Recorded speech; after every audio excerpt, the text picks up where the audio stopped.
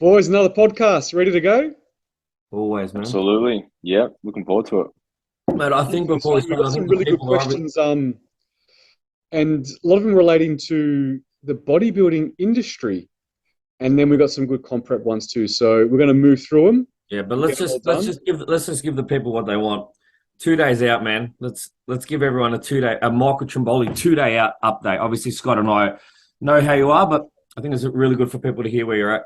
Yeah, so obviously we're Oh, recording and this. can I just also mention, man? Do you know what the one comment I got from everyone last week? How much they were loving hearing about your loviness. That's good, man.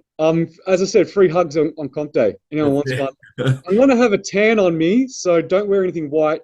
If you wear white to a show, you're an amateur. Yeah. Man, why, Including white shoes. Including why, white shoes. why do you think all the A and B, like all of our tops for all the judges and stuff, we're all black, man? All black. You All wear black. black at a show because people hug you and touch you up against you and they got tan on. No good, no good. But yes, you're allowed to come up and touch Trimboli. Anyone that's listening, you have full access to touching Trimboli's body Yeah. after 11:30 In a hug format. That'll be nice. in any format. Um, how's everything going this week? So we're recording this on a Thursday. Um, everything's feeling good. So the last 2 days, Wednesday and today is carb up day, and potentially continue that tomorrow into Friday. What is really funny is I hit a new low at the start of peak week, lowest I've ever been, 74.9. Posted that in my story. And then coming into the first day of carb up, so Wednesday morning, jumped on the scale, 74.3. And I was like, wow, this is unexpected. So I'm ready for some carbs. Had 1 day of carb up, weighed myself this morning, 74.1.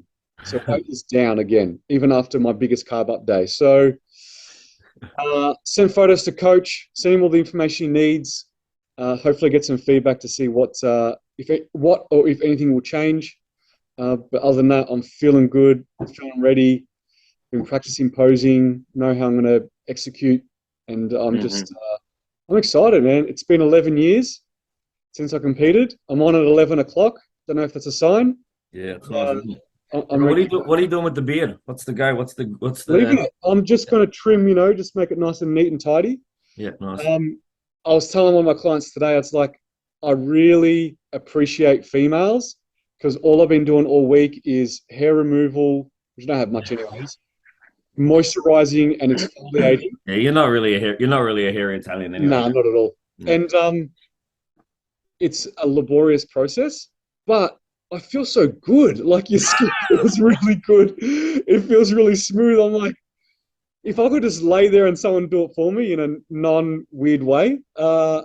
yeah. Man, I agree with you 100%. I reckon like leading up to comp, I would like regularly groom like full body, and I'm like, I'm just going to keep this going, mate. 4 weeks post show, gone.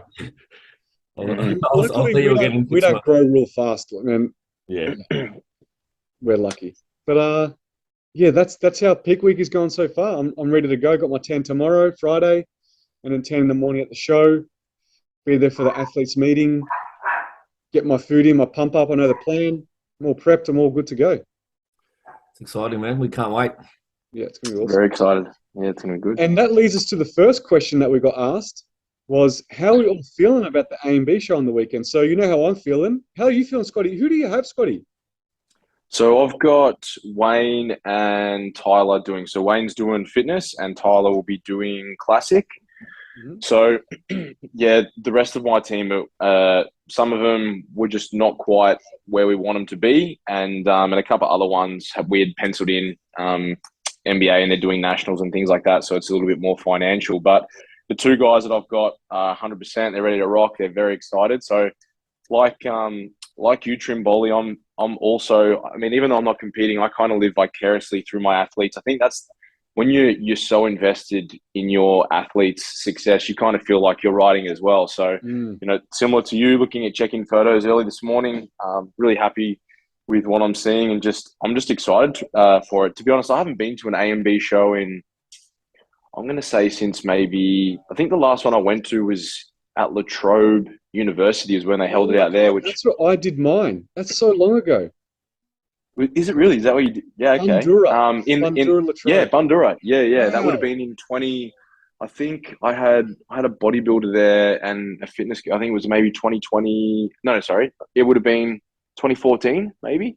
I think Wow. somewhere around that mark. Yeah. So winding back the clock. So yeah, I'm super excited, and also for you, obviously, I've been, you know, seeing your prep the whole way through, and I'm equally as excited, for you to get up there and for MG because this is your baby now. So obviously, we want it to succeed and to do well. And I think everyone's going to be. I don't think people will even be surprised, but I think the standard is going to be very, very, very good. It's not like some seasons where the first show for the season, maybe the quality's not really there. I'm adamant that we're going to see some pretty good physiques and some pretty good battles up there as well, which is Yeah, well, exciting. your clients, my clients, MG's clients, we're all going to be bringing it. So we're Absolutely. definitely going to be leveling up the competition for sure. I can't wait. It's going to be awesome.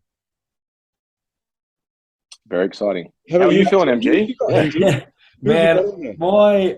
my emotions are all over the place, man. Like just this week's just been a whirlwind. Like I was just saying to MT off air, I just spent like the last 2 hours with me. God, that woman is a serious hustler, man. What would I do without her? Just trying to organize, all the things for the show, the little things that you don't think about as a coach, like what things we need backstage. Obviously, printing all the awards and making sure that the frames are all fitted, and me just organized printing all the pro letters and getting nice envelopes for those so the presentation's good and the tables for all the sponsors, and obviously I'm coaching too, right? I've got 3 athletes as well, so and I'm super vested in these 3 because they're all previous competitors, but it's the first time that I've coached each of them. So they've all been to stage before, but never with me. So I put a lot into that part of the process as well. I'm nervous about the show from a promoter's perspective because you just want everything to run smoothly, and having been in touch with all the coaches who have got athletes coming, and Scotty nailed it. Like the quality is good. The quality of athlete that is good. MT, you were at the posing workshop. You saw the quality that was there. So Yeah. it's going to be an amazing show. Plus we've got, some little surprising things in store for the athletes, for the crowd. And I'm really excited for everyone to see the format in which we run it, the amount of time the athletes get, and just also the way we do things with our DJ and our MC, who are all being flown in from Sydney as well. So it's going to be an exciting day. I'm pumped. I'm nervous. I'm feeling everything, and I reckon there's going to be a bit of a sleepless night on Friday night. I get more nervous as a coach than I do when I'm competing myself, and then throw being promoter into that as well. It's like, So who do you have on a day? Who in the team's competing? so I've got Michael in Classic, Yep. who will share the stage with you, and then I've got Elise and Bethany both doing bikini, and both of them are bringing, by far their best packages as well, same as Michael. So I'm just really excited, man. I can't wait for the day. I can't wait to see everyone up there. I can't wait to talk to all the athletes, talk to all the coaches, and Awesome. just give everyone a really good show. Awesome, man. I can't wait for it. We're looking forward to it. And hopefully, I've already had some people reach out and say they're going to be there. They listen to the podcast and they can't wait to meet me. I've had some fellow competitors, also another bodybuilder, reach out. So that was awesome. So I'm really keen to see everyone there and give some free hugs. Yeah, and guys, just one thing. MT is probably going to post this Friday, right? We're recording Thursday. But for anyone that listens to the potty, if you are going to put this out tomorrow, I know you've got a massive day tomorrow, but we are going to be live streaming the show via Instagram. So anyone who listens to the potty, you now know we're going to have the full show on live stream. We're going to have Instagram live every single category and division. So if you can't make it, you'll still be able to see all of your friends or family via our Instagram, which is the first. So perfect. Let's move to the next question. So that was a question and we answered it. So it was good. Next question is, which is interesting. I like to see you guys point on this. Which state in Australia do you think has the strongest natural bodybuilding? That's a good question, isn't it? Yeah. Yeah. Scotty, what do you think? And I think it's different for different categories, to be honest.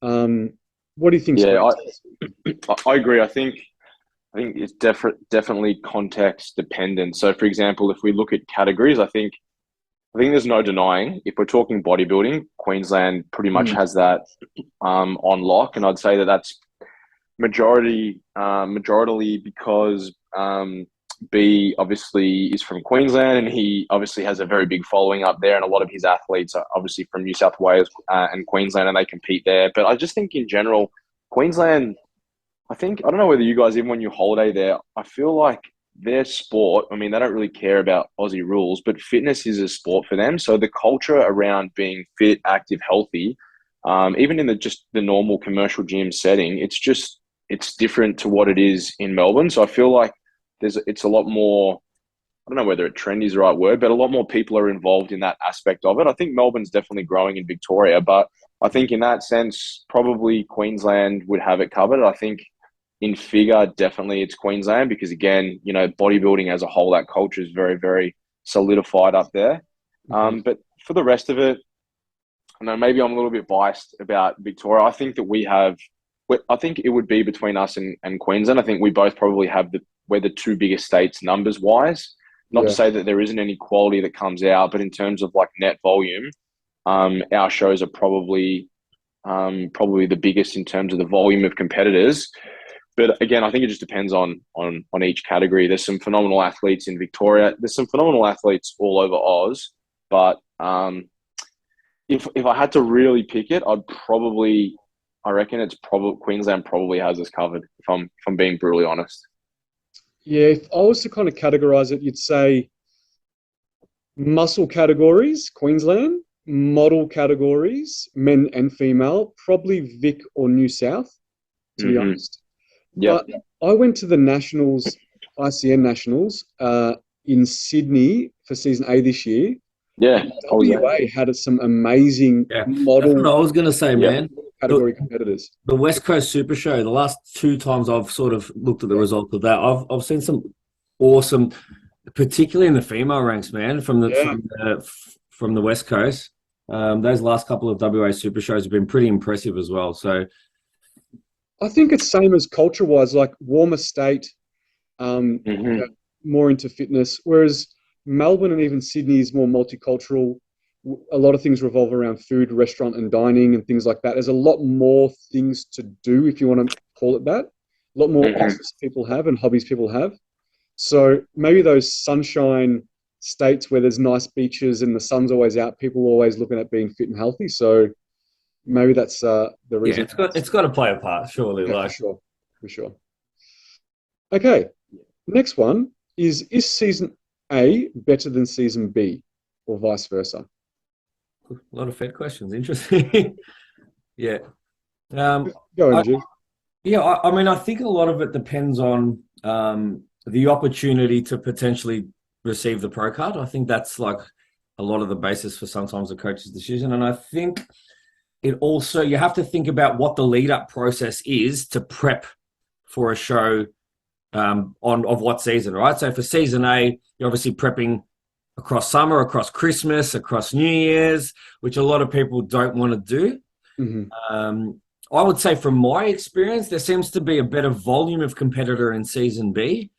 And, if you look at the last few seasons, which have been COVID affected, the season B shows have probably been of a better quality in terms of athlete.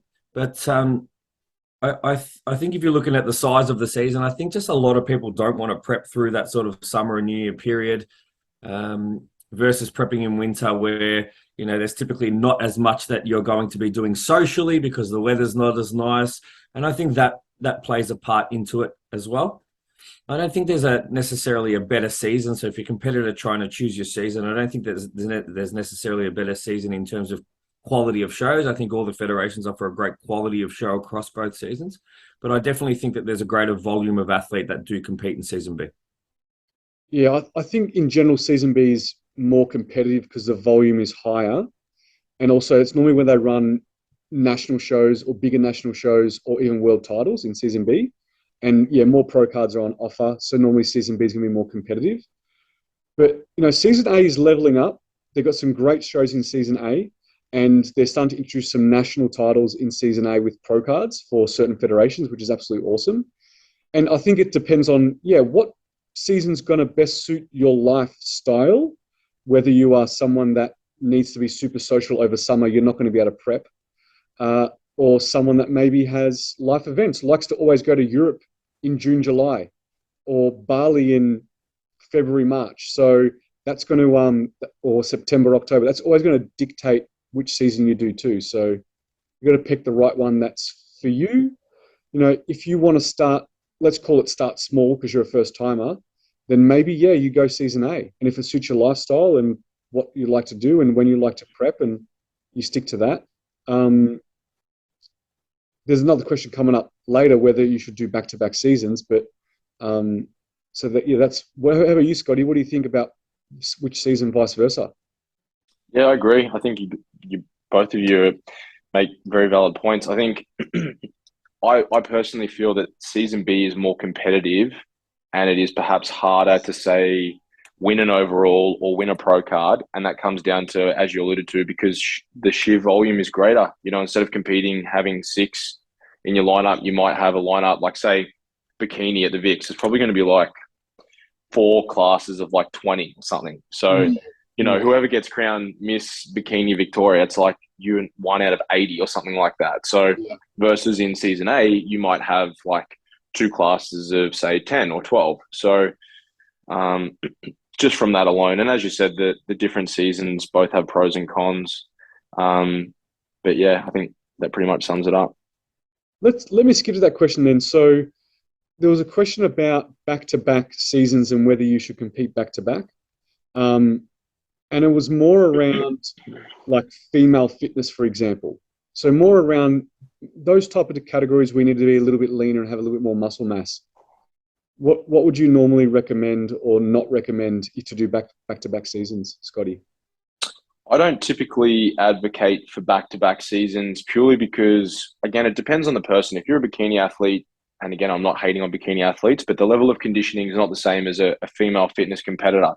So their composition requirements aren't going to be to the same level. So in a lot of ways, the prep is a lot less invasive than it would be for a female fitness competitor. So I know the level of conditioning that we all get our females into for fitness or even sports.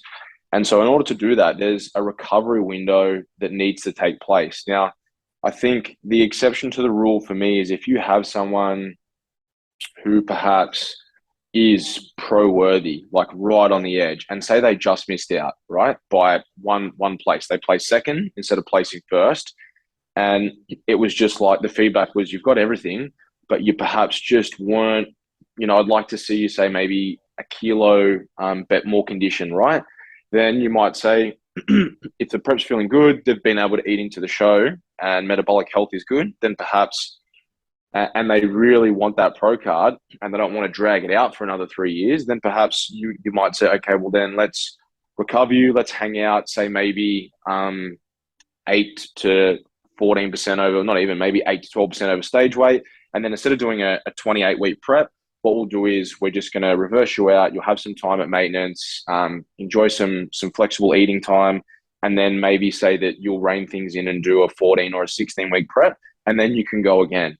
But if you're a body, like say if it was you, MT, I'd be like, I think it's going to be a pretty tough battle, because even though you feel good, like today you're carving up, you feel really, really good, you won't really know what good feels like until you're 4 months post-show and you're well fed, and you've got some body composition on you. So again, there is minor exceptions, but I typically won't ever advocate for a season A, season B.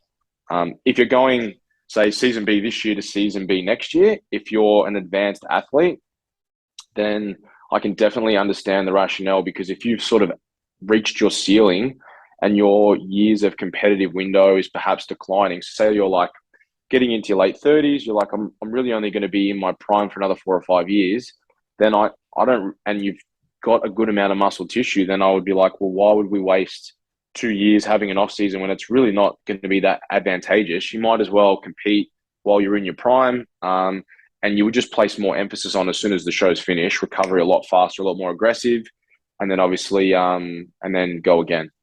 Yeah, because when you think about it, between the last season A show and the first season B show is sometimes only 3-4 months, right? Yeah, It's well, like it was the end of May, wasn't it? Nationals. We were in Sydney in mid-May, yeah, weren't we? end of May, and then you got the first show Yeah, is mid-September, start of September. June, So July, August. There you go. So you got 16 to 18 weeks, man. yeah, so and if you It's think the a same B typical to A. reverse, You've got end of October to start of March, so it's yeah, Yeah. so like a typical reverse is, would you call it? Let's just call it 6 weeks of a reverse phase or a recovery Hmm. phase at a minimum. Then you've only got 10 weeks to go back into a prep, and no maintenance, not much maintenance time. So yeah, you got to think of it from a timing and a planning perspective too. And as you said, whenever I've had that situation, if it's someone that's got to be lean, like we're talking the muscle or high end model categories, Hmm. um, yeah, they've really got to be at the top level to not have so much change to be made for them to still be competitive.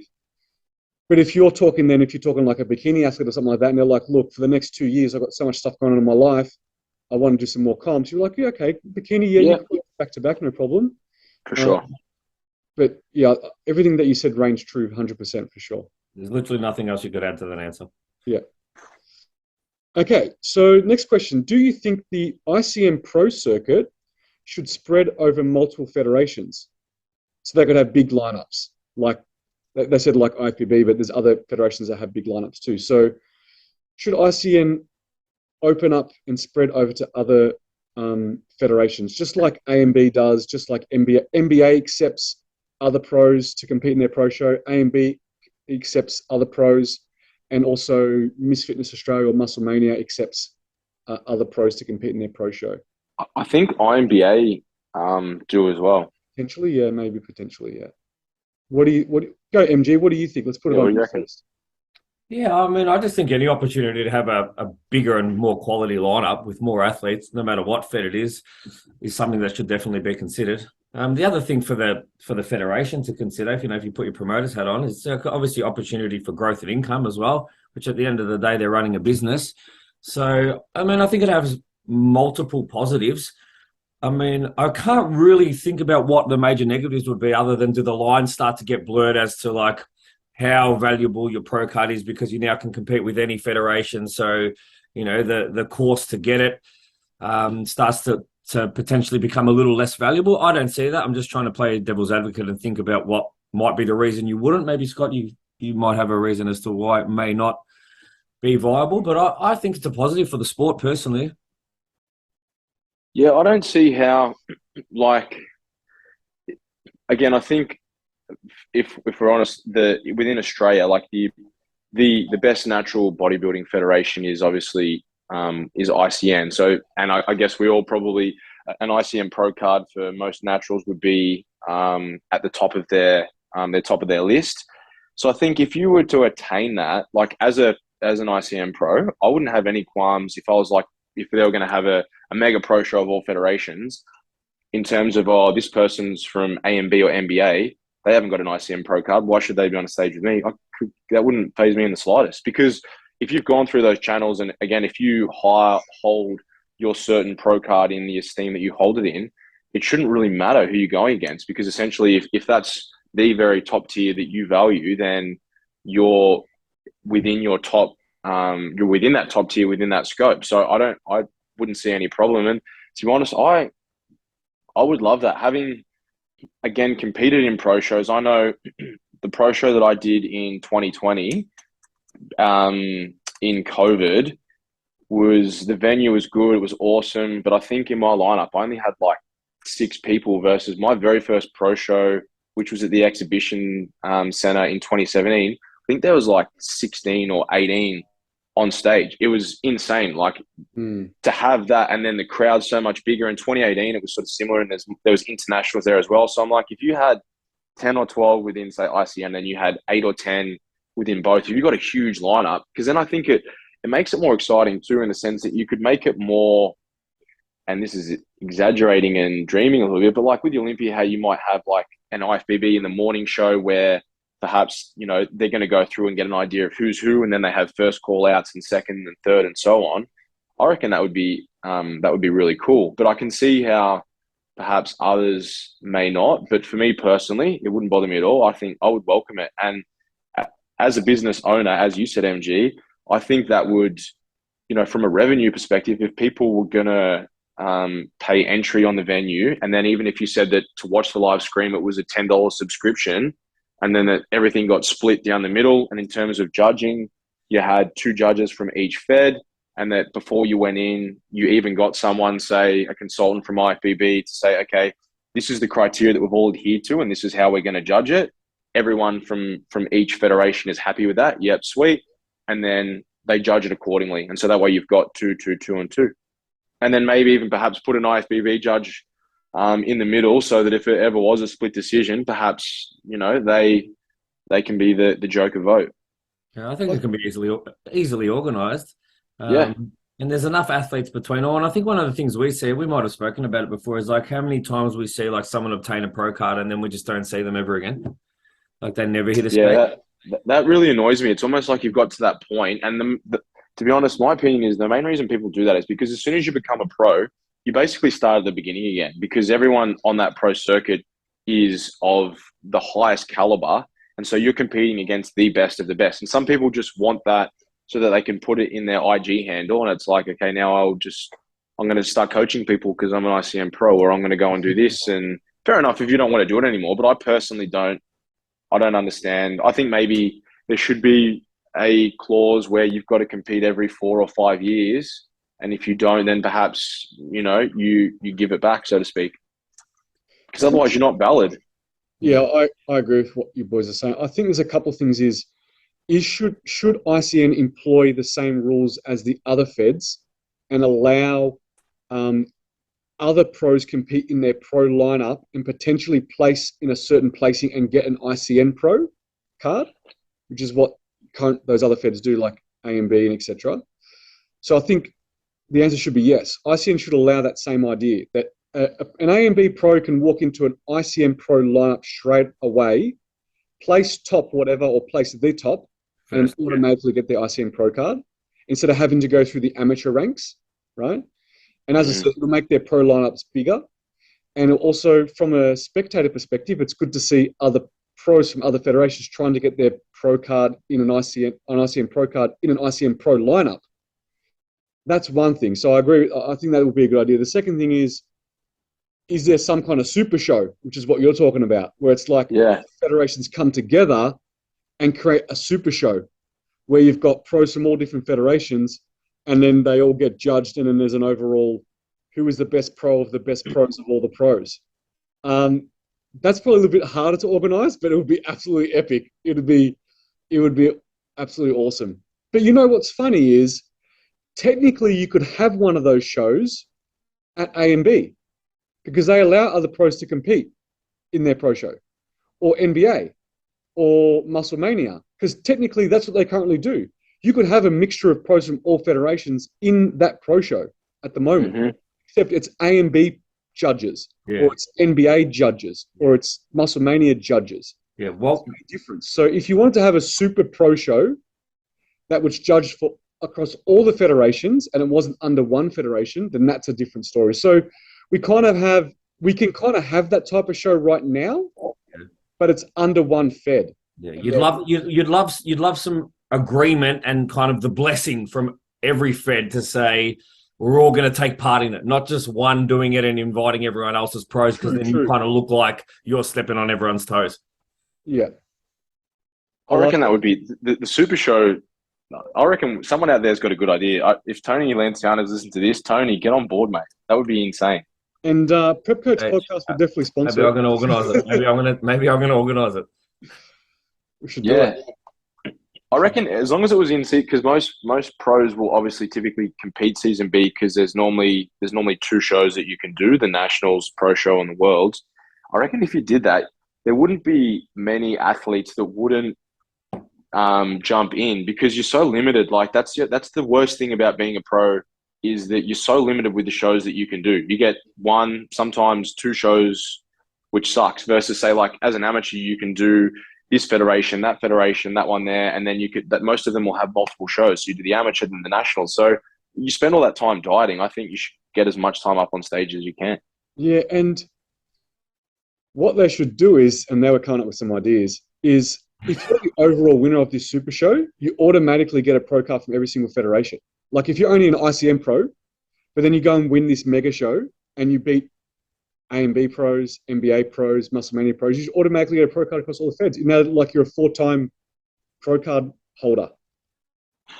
Epic. Love it. On to about pro cards. I'm not going to answer this question. Do you think Michael will get his pro card? I love it. The best part about this question is because Scott and I are obviously so close friends with Michael, but we both have a guy against him. So like this is where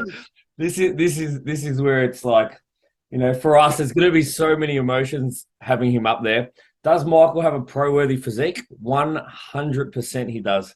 100% he does. Is he going to win the pro card? Who knows? Who knows? But does he have a pro-worthy physique? Absolutely. Yeah, I agree. I think you never know who's gonna turn up on the day. As you said, you know, we've got athletes that will be competing in classic. I've got Tyler who's doing classic and men's physique, but I think you could have the most complete physique, but there might be someone out there that doesn't have social media, like that guy that we saw in season A, who was just like. Yeah. He just like walked on, like he just walked up, like he'd been training for 20 years in a dungeon somewhere. And and so complete. And he would do damage on a pro bodybuilding stage, man. 100%. And then he just walks off into the abyss without anything. Like, I'll just do that one show and I'll just wipe everyone. But that was all, like, that was all he wanted to do. If he had gone to nationals, he could have just probably had KFC every day for the week of Pete Week, and he still would have smashed everyone. He was just so complete. So I think sometimes you just never know who's sort of gonna be there. But I think MT will do very well, and regardless, he knows he's already won because his conditioning is elite. The process has been elite. You know, there's a lot of people that will be looking up to him, and I dare say, I think you'll probably find, man, you're going to have a few classic guys who'll be knocking on your door to start working with you. But yeah, I think he's definitely going to be in the mix for sure. Thanks, guys. I appreciate it. Like, as we kind of spoke about maybe a couple other episodes, is we don't know what's going to happen on a day. We can't be sure of how you're going to place, who you're going to place, who you're going to place against. It's great to have a goal and a vision to want a pro card or to want to win an overall, to want to win your class. But if you're hanging all your success and happiness off that, you could be setting yourself up for failure. And as I said to you guys, it's been so long since I've been on stage. I'll literally, if they said, Michael, you can jump on stage and do all your stuff, and then you have to walk off, and we're not going to place you. That's it. You're not going to get a medal. Nothing. We're not going to tell you how good you went. But I'll be happy because I don't even care. And you'd still do it. Of course you would. I would still do it just because I'm so ready and so want to do this. It's been so long that I couldn't care less. If someone said all you're doing is you're just going to go on there and pose, and we're going to take some really good photos of you, and your family's going to be there and cheer you on, and then you got to walk off, and that's it. You're not part of any division. We're like, yeah, sweet, I'll do it. I'll do it.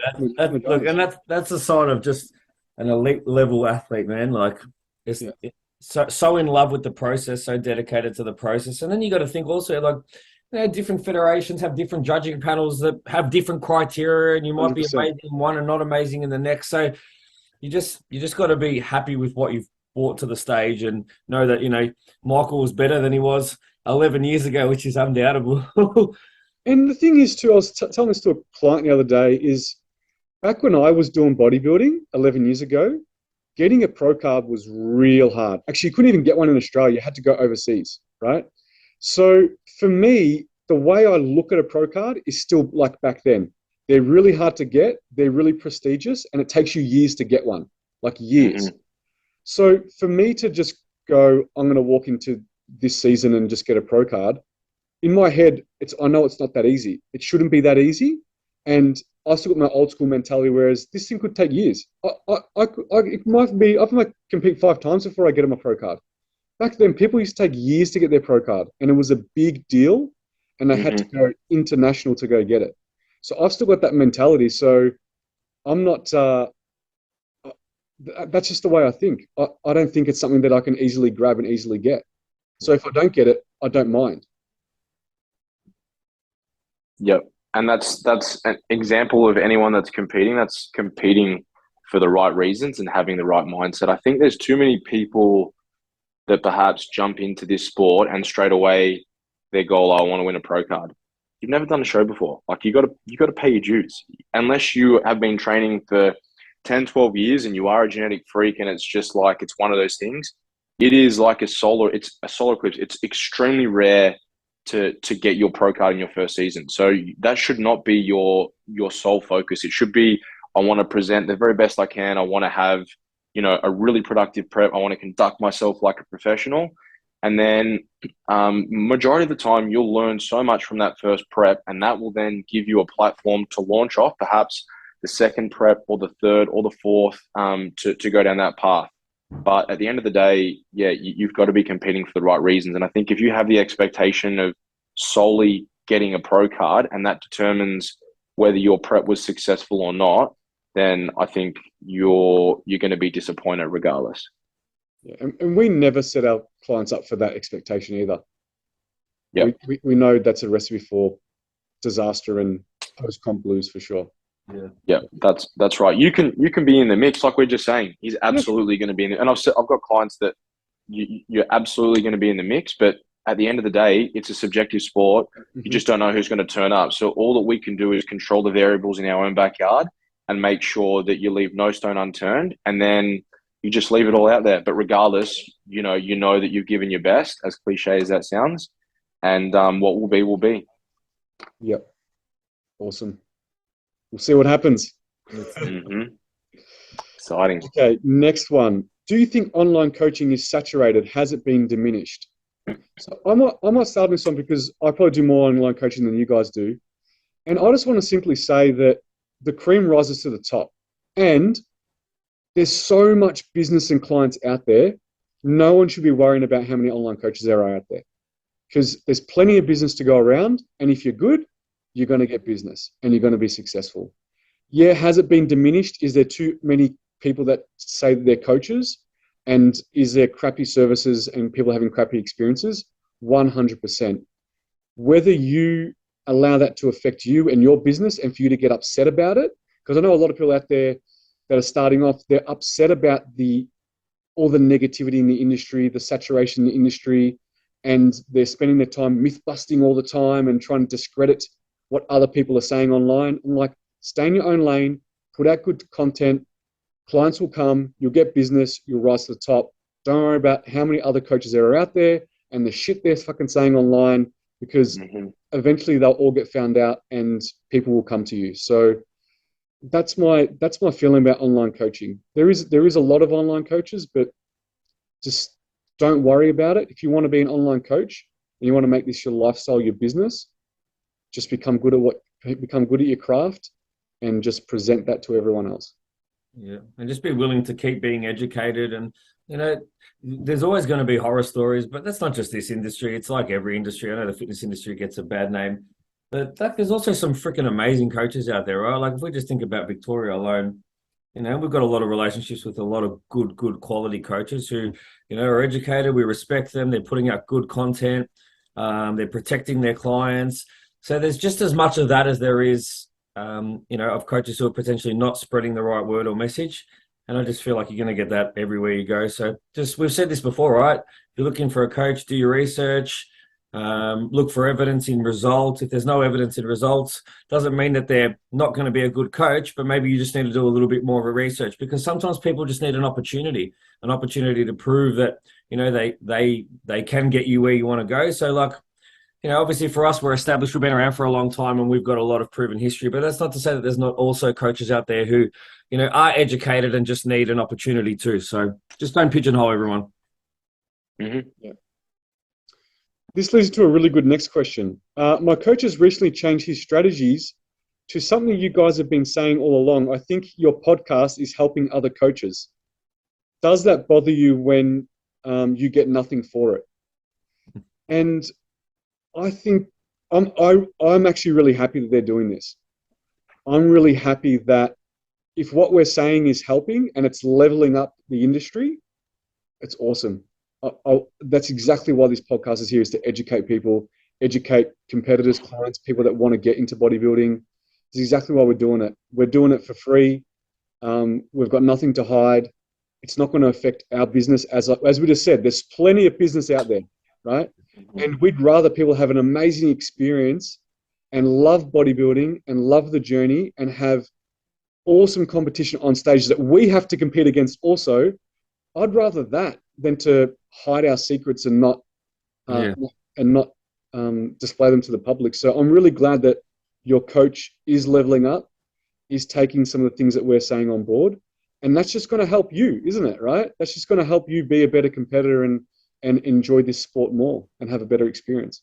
Yeah, and like I would say, like at least your coach is listening to the podcast. At least he's, he or she's potentially trying to get a little bit better. So that's a good sign in itself. Like they're not too set in their ways, or they don't have so much pride that they can't listen to some other coaches who may be able to give them some updated information. So I would say it's a positive thing. And we always started this for education, not for any sort of monetary gain or anything else. So for us, like it's telling us that what we're doing is good, which is all we wanted from the start. So definitely not bothering. If anything, I'm proud of it.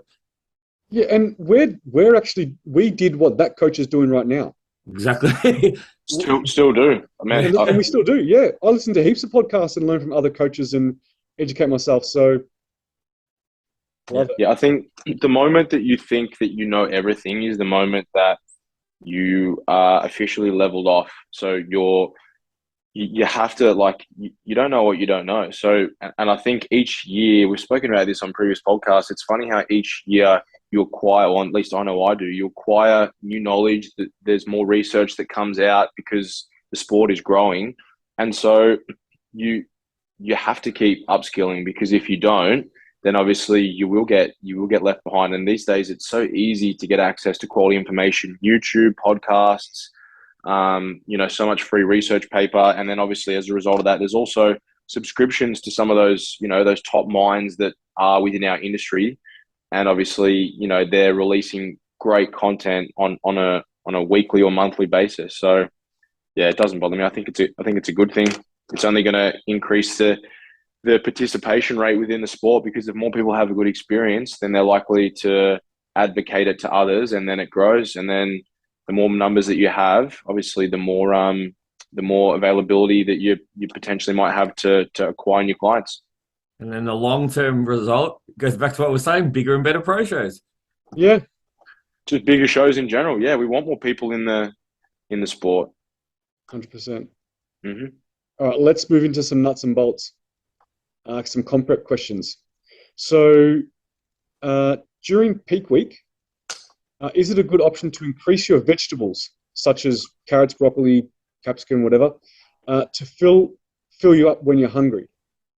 So should you eat more vegetables in peak week to fill you up when you're hungry? Yeah. I would start by saying, if you've probably been hungry for the last 16 weeks, right? So why did the hunger just kick in peak week? And then, like, we've been saying this, 15 or so episodes in now. Like, I think one of the messages that we've all been pushing is, like, keep things simple. Don't overcomplicate it. Don't try and add new things in, especially when, 3 or 4 days out. If you think about the role vegetables play, the way that they potentially digest every vegetable is different. Like, there's just a lot of things that I personally wouldn't want to be introducing and playing with. And you're at a point now where if you're in elite level conditioning, you've felt hunger for a long time already. So trying to fill that void 3 days out, I would just say suck it up and just keep pushing. Well, if anything, peak week should be your easiest week, and you should be eating more food, so you shouldn't be hungry in peak week. You shouldn't eat veggies, yeah. Yeah, so... I'm not saying don't eat veggies either, right? But I'm guessing this is saying, should I have more veggies? Like, more than I've ever had before. That's how I'm reading it. Yeah, so you should be eating more food. You should be less hungry in peak week. And if anything, you probably want to be careful of increasing vegetable intake from a fiber perspective and a digestion perspective. So some things to think about there. What do you think, Scotty? Yeah, I think, again, it depends on how your week is going to unfold from a periodization perspective. But typically, like, let's say up until, let's use my guys as an example. They're not going to care to speak about it. So they pretty much, they've had low day Monday, low day Tuesday. And then as of yesterday, food slowly starts coming up. Today is their highest of their carbohydrate. So let's say, for example, Wayne had whatever it is, 320 grams of carbohydrate yesterday. And in terms of those carbohydrate sources, there still is some vegetable there because we still do need to keep some fiber in there because we want to have a bowel movement. And as everyone knows, bowel movements are less regular towards the back end. That does tend to happen. No pun. And then on, say, today, I think it pushes out to maybe 400, so it goes up by a little bit more. Fiber has come down slightly. Protein has also come down slightly so that digestibility is there. And then tomorrow it will come back down to where it was on Wednesday. It's around 310 or something like that. And then the big change, so there's still, all of my guys and girls will still have their normal vegetable up until Thursday. And then on Friday, their fiber intake will change pretty drastically. So there'll typically be some fiber in the morning. And obviously we'll try and manage soluble and insoluble fiber so that we can ensure that we do get a bowel movement, hydration is there. But then typically after that meal one, there's not really any fiber in there because the last thing that we want is on show day to have a big bloated belly. You don't want any stomach distension. We want to try and have the tanks pretty full so that we really don't have to consume anything, volume wise that's quite large because that's going to sit in our stomach. So we can use perhaps more calorically dense things like you're going to start to have some more honey or foods that, say, one of the reasons everyone eats rice cakes, you could eat 6 or 8 rice cakes and get 60 grams of carbohydrate, or you could eat 150 grams of rice, or say 400 grams of potato. What one would you rather pick in terms of not feeling full on bloated? Yeah. So, yeah, I think hunger's part of the game. But as of, Wednesday as well, like typically things will be pretty normal early in the week. Training starts to slowly come down, steps start to slowly come down, and food is kind of at the top. So when you're balancing those ratios, you shouldn't, unless you're introducing foods that are highly palatable, which is spoken about, you shouldn't do. You shouldn't really have all that. Like, you're going to be hungry if you're shredded. It's just the way it is. But you should be a lot more satiated than normally. So I definitely wouldn't be adding in more vegetables or more fiber. Yeah. Awesome. Thoughts on post-comp meals if you are on a wrong one. What is the optimal post-stage meal to consume post-show to counter everything that you guys spoke about, sodium, etc. last week? So you know how you spoke about. I think we kind of answered this. We kind of answered it about having a potassium-related meal. Yeah, some magnesium as well. Yeah. Post-show to counteract the sodium that you had. Yep. So I'd just. Yeah. So yeah, go. I was going to say, I just recommend that person just to listen to that podcast from last week.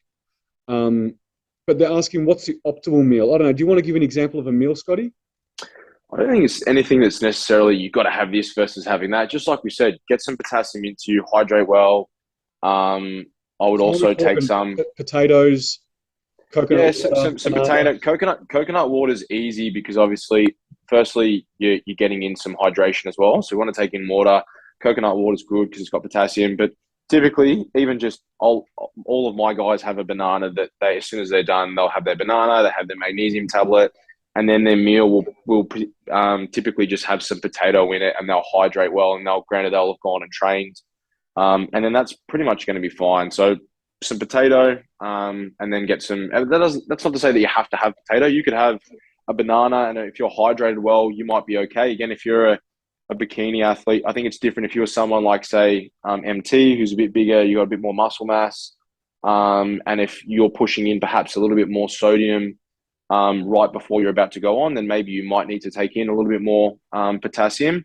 But again, those levels will pretty much sort themselves out. So something like that would be fine, and again, the other thing that you probably do want to have is a little bit more protein, because typically, I don't know about you guys, but I'll have my guys, their protein intakes up until showtime are quite low. It'll typically just be in a WPI form, just because it's easier to digest rather than physically eating, chicken or beef or anything like that. So typically you might add in, some steak or a big serving of protein at night time as well, just so that you've got a full belly. And then you'll typically also put a lot of veg in there as well, so that you're also accounting for that fiber that you perhaps missed out on earlier in the day. Because again, as soon as we're done, the goal is we need to rinse everything off and then get back to baseline as soon as we can, so that it's a new week. Sunday is peak week 2 for the NBA show. So that's the goal. So post-comp, typical, you're probably going to get a banana in, coconut water, and have a meal that is high in fiber with some veggies, potentially some potato, and some high protein because you haven't had protein throughout the day. It's pretty typical, right? If someone would have a recommendation. Yeah, for sure. So I was going to say, it's also a nice deterrent from like feeling like you have to fall into that, YouTube run backstage and jam a donut or jam a whole block of chocolate. It's not to say that if it's your last show of the season and, that can't take place, but we talk about it all the time, like that environment of like, I've worked this hard, I'm going to destroy it as quick as I can. Like, have a good meal, reflect on what you achieved that day, think about what the plan is next, and then maybe go and just enjoy a meal with your family rather than, making yourself sick backstage. So having that meal there is just a good way to start that process. Mm-hmm. Again, post-comp meals. Thought on post-comp meals if you are doing 3 shows in a row, each one weekend apart. Is it better to wait till the last show to eat out? Oh, eating out. It depends. We're 100%. Like, why would you? Yeah. 100%. I would, as we're talking about rinsing and repeating, and if you're back-to-back every single week, peak weeks, you need to do exactly what we just said with that post-comp meal and then get straight back into it on the day after and with the training session either that night or the following day. I think we've spoken about this plenty of times, but yeah, you need to rinse and repeat, reset and repeat as quickly as you possibly can. Yeah. Mm-hmm. I think we kind of covered how to do that, how to tackle that, and the reasons why you want to kind of do that. Do you normally put clients through a reverse diet or straight back to their new maintenance calories post-show? Yeah, we answered this. Yeah. We did answer this too, and I think what's funny is, and what I just want to talk about is, yes, the answer is yes, you want to do a reverse diet or a recovery diet, depending on whether you're, let's call it a muscle model or you're a muscle athlete or you're a model athlete. Yeah. Let's just call it that. Whether you're super diced or whether you're not, it might be depending on whether it's a recovery or a reverse. But I think I want to touch on maintenance because I think maintenance is an interesting one that people get confused with. Because if you say go straight back to maintenance, well, if maintenance is your current maintenance, that means staying lean. If you're talking about what your off-season maintenance when you started prep was, that's totally different. And you would not go back to your off-season calories and macros straight away. Mm-hmm. Yeah. Yeah, well said, man. Really important to know. It's it's ever changing based on what your composition is. So, like I don't think any of us will ever. Other than like, I'll give you an example. And Scott, this is what we did, right? Is we got to a pretty low, pretty good level of condition for my show, and once the season was done, there was just no need to be that lean anymore. Obviously with the hours I do, the being on my feet all day, so we went straight into a recovery phase where we tried to put some composition on. We tried to put a little bit of body fat on immediately. So we did go quite high in calories straight after, pretty close to where I was at in off season. But that wasn't the long-term strategy. That was a very short-term strategy for a specific reason to put some body fat on. And then we went into, a proper reverse phase. So MT touched on it before. So you would go into a reverse typically, but a recovery if needed. So you may go to your off-season calories, but it should only be for a short period of time until you've achieved that composition goal that you set out. Mm-hmm. And it's important to remember that your maintenance calories is not a solidified number. It's a moving target. Mm-hmm. So your maintenance calories when you start your prep versus when you end are going to be different. And again, when we speak about MG, for an example, so typically in terms of how I'll run my recovery, it'll typically be, depending on the composition, but it'll be somewhere in the realms of, say, 3 to 5% of body weight within the first 2 weeks is something that I'll normally look for. And so let's say, for example, MG, you were like 70, what were you on? Down to 70, low 70s, wasn't it? No, I got 75. 70, yeah, 75-ish, yep. So in that case, we're looking at roughly 3 kilos ish to 3.5, maybe even within the first 2 weeks. And people might be like, oh my God, that's so extreme. When you're down to extreme levels of composition, 3.5 kilos on him didn't look like, oh my God, he's blown himself out. He's still shredded. Like, not quite fat free, but not that far off it. Like when you get down to that level, so there is simply no need to be that shredded anymore. You need to start to restore some of those physical functions that the human body has down regulated, those perturbations that we go through in the dieting condition, so that you can get back to being a healthy human being again.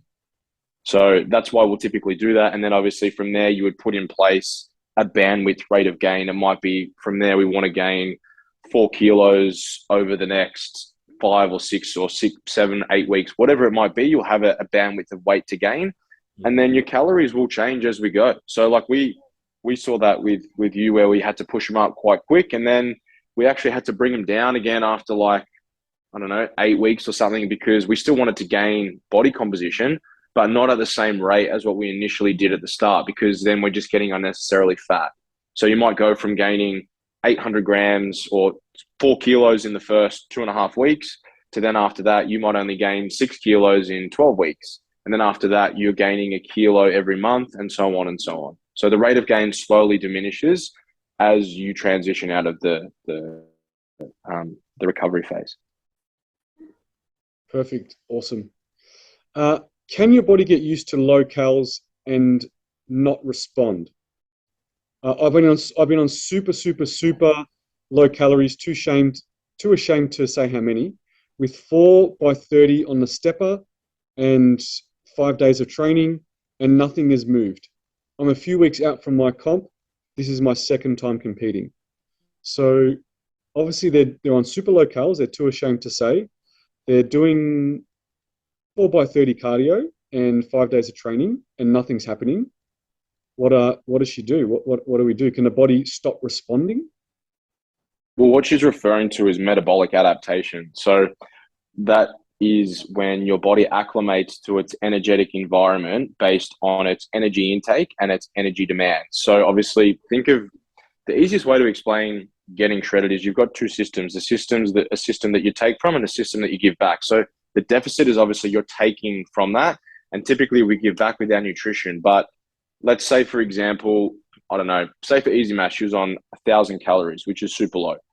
4 30-minute steppers, I don't think is that bad. Again, cardio is a tool that you can use. I've got a female athlete at the moment who is doing more than 4 30-minute steppers at the moment, because that is the requirement in terms of where we're at, because we don't want to take from her food system anymore, that we have to do in order to get her to where we need to get her to. So if you're not losing weight and you're eating 1,000 calories and you're doing that stepper, then I would say, what's your adherence like, and what's your training like? Like, what's your volume allotment for your training? How many calories, or how long do you train for? What's the intensity in which that you train? And are you tracking your food accurately? Are you following a meal plan? Are you also, like, is your meal plan accurate? I've had clients before that I'll typically work with them when they've perhaps moved over after a bad experience, and then I'll just say, give me an idea of what was your food like, send me your meal plan. And it's like, oh, it's 1,000 calories. And so I'll go through it and I'll add up the numbers, and I'm like, there's like 600 calories here. Or in some cases, it's like there's 1,400 calories here. So do the foods and the intakes that you've listed, do they actually match? Because if there's human error, then perhaps you're not eating 1,000 calories, perhaps you're eating more. It's pretty rare. And again, depending on the athlete, depending how big and how much composition they hold, that you wouldn't, without knowing the finer details, that you wouldn't be able to get that result. So a lot of the time there's error somewhere along the line, either in what's being prescribed or perhaps in what you're taking in. So it's, without knowing exactly the details, we can't really elaborate, but metabolic adaptation is absolutely a thing. It's something that we all go through, because that's why we have to make adjustments in prep. Like, what your calories that you started on MT at the start of your prep, your low day calories, are they the same now as what they were when you started prep? No, way lower. No, not at all, because you have to think about, you're putting your body through an extended period of energy deprivation, and the human body is designed to survive and acclimate to its energetic environment. So if you stop feeding it, that's what happens in prep, where taking and we're expending more energy, and your body senses as you've got less adipose tissue that that's occurring. So it becomes more aware of that and it becomes more acclimated to that. So it simply becomes more efficient at doing what it's doing. A weight session that would initially burn 550 calories, after say 6 weeks of dieting, maybe you only burn 480 calories. And then so on and so on and so on, which is why you have to continue to make those adjustments because your body is adapting to what you're exposing it to. Yeah, so in this example, let's just say she's adherent, it's accurate, it's all systems go. The next question is, and the coach has done everything right, nothing drastic, nothing ridiculous, nothing unhealthy. The question would be is, how much more can you sustain? I think it comes down to the person. Like, if you're... That'd be the question I'd be asking. Like, are you feeling like absolute garbage? You can't do any more. Like, they couldn't even add 10 minutes to every cardio session. You couldn't do any more. Then that's the best you're going to do. That's where you stop. Pretty much, man. Because I think you have to have that conversation. Yeah. I mean, that's literally a conversation that I had with one of my athletes 2 days ago. How do you feel? And in terms of energy ratings, like, I feel good. I feel like I can push more. And we've even had that conversation with you, MT, even though most people might be like, oh my God, how are you surviving? If you physically feel good, then it's like, well, then there's nothing wrong with that. But if you have no cognitive function, you're parking your car in the wrong house in the driveway, like, if you're doing all these things, then perhaps it's just, unfortunately, this is where we are. And you have to make a call as a coach. And I've had to make that call before where sometimes you have to pull someone. I'm not going to break you for the sake of you getting on stage and doing what you want to do. Yes. And then it's like the next time you compete, you just perhaps need to not be as over. You perhaps need to carry less fat mass before you start the preparation. Yeah. So, perhaps pay closer attention in your off season, run a better pre-preparatory phase. And perhaps don't just come to a coach 20 weeks out and say, here you go, take me on. There's a reason why most of us work with our athletes all year round, because it means that the entire process is periodized so much better and the prep so much better. Yeah. But if you can physically give more and food is low, my rationale is take from expenditure, not from calories, because the lower you take your food, the more of a risk you run of training performance being diminished. And again, that's a proxy for muscle retention. And that's also going to be one of your biggest assets in terms of intended expenditure via obviously training. Yeah. So perhaps if you can give a bit more, take from steps, or just do a bit more cardio. Awesome. Man. We're going to leave it there, guys, because we've got some other questions, but they've been answered before. And I think it's a good place to stop regarding it is all prep related, and a lot of people are going through preps at the moment. So hopefully all that information has been useful. And next podcast, it'll be post my show. So we can have a little bit of discussion on that. We're still going to put the questions out there to see if anyone has any questions. But yeah, I'm excited, guys. I'm excited to see all you guys. Can't wait, man. And everyone at the show. And I'm ready to go. Let's do this. So, guys, anyone that's on the fence about coming, please come down. We'd love to see you at the show on a Saturday. It's going to kick off at 10. As I said, MT is going to be on probably around 11. And it's a two-show format, right? What are you guys doing between the two shows? Do you kick everyone out, or what's the deal? Yeah, so we have an intermission, but we're obviously having a guest pose, which was organised on this show via Scotty, which is pretty special. We've dropped a few bombs on this show. It's been a fruitful season so far. But yeah, we're gonna have a guest pose, and we're gonna give the judges a bit of a break, let everyone go outside for a bit. Yeah. It'll be a very quick intermission, 20 to 30 minutes, reset, and straight back into it. So awesome. Looking forward to it. Very anyone coming, if you come to show one, you can also stay on and watch the rest of the show. We're not going to make you re-enter, right? It's just a break. So. Yeah. Of course. Mm-hmm. And MG, just a housekeeping one. Is there going to be a microwave there? If people need to perhaps heat their food up. We have a meal prep sponsor who will be there on the day. So you can get meals. Prepackaged meals, yep. Which will be FED. Fed will be there, which is exciting. That's good to know, because some people have asked me, where can I go and eat? What can I do? Yes. There's going to be meals there. So there's meals there, and then but there'll also be a microwave they can heat them up in, or Sure. I'm almost certain there will be. I mean, how else are they going to give them out if no I don't one? know whether they got a fry pan there, man, and they're literally, Hey, this is a good idea for at a show. Let's have a kitchen. Let's have air fryers. Let's have microwaves. Let's have hot plates, kettles. Man, this is good. Like, bodybuilders need this stuff. This is a new thing. I reckon MG season A. Yeah, we're gonna have to have the show at my gym then, because to get the permits and everything for that. Let's have a gym at the show. There you go. What about that? Maybe we'll do an ONT, an Optimum Nutrition show. Yeah. Maybe do like some sort. Maybe we could do the super show we spoke about earlier. Yeah. Awesome. Love it. Yeah, and the other thing we're going to do, guys, I reckon post this season, once MT's got all of his shows out the way, we're going to do a bit of a podcast meetup. We'll do a training session.